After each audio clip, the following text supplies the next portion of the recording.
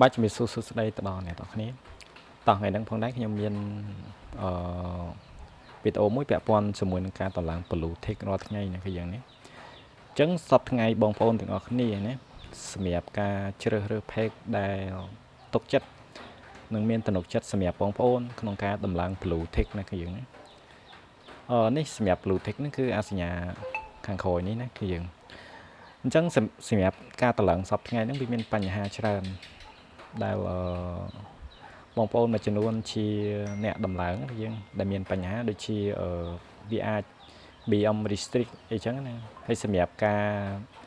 តា BM restrict ហើយនៅពេលដែលយើង request ទៅបើសិនជាខាង Facebook គាត់មិន approve ទេគឺស្បៃហ្នឹងយើងនេះគឺសម្រាប់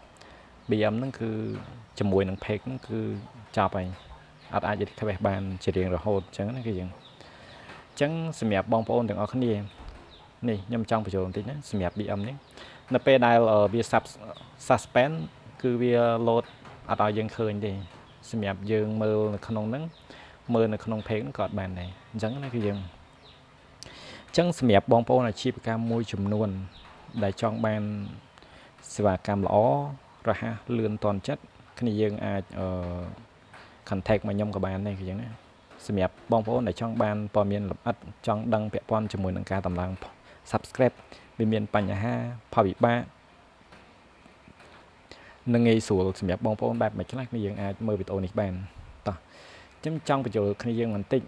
បើសិនបើជាវា suspend យើងអាច request ទៅបាននឹងមិនបានអញ្ចឹងណាហើយមួយទៀតផងដែរខ្ញុំចង់បង្ហាញបន្តិចពាក់ព័ន្ធជាមួយនឹង BM ដែលខ្ញុំធ្វើរាល់ថ្ងៃណាគឺយ៉ាងណាសម្រាប់ BM ដែលខ្ញុំធ្វើរាល់ថ្ងៃគឺជា BM មួយដែលល្អខ្ញុំធានាថា BM ហ្នឹងវារឹងមាំទៅលើការបូតផលិតផលទី1ទី2ទៅលើការតម្លើង blue tick ក៏បានហើយទី3សម្រាប់ BM ហ្នឹងគឺខ្ញុំរៀលជាមួយនឹង document ចូលហើយអញ្ចឹងវាគ្រីសណាគឺយើងណាពាក់ព័ន្ធជាមួយនឹងនេះខ្ញុំរៀលជាមួយនឹង document ចូលពាក់ព័ន្ធជាមួយនឹង page ពាក់ព័ន្ធជាមួយនឹងនេះនិយាយទៅខ្ញុំរៀលទាំងអស់អញ្ចឹងនេះយើង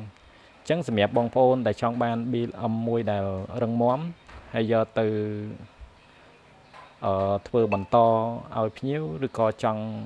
modify ផ្ទាល់ខ្លួនខ្ញុំអាច contact មកខ្ញុំបានអញ្ចឹងនេះខ្ញុំចង់សូសម្រាប់page ខ្ញុំផ្ទាល់ឲ្យគ្នាយើងមើលតែម្ដងសម្រាប់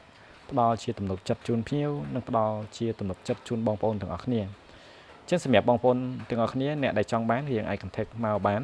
តោះអញ្ចឹងវីដេអូនឹងមានតែប៉ុណ្្នឹងទេអរគុណគ្នាយើងណា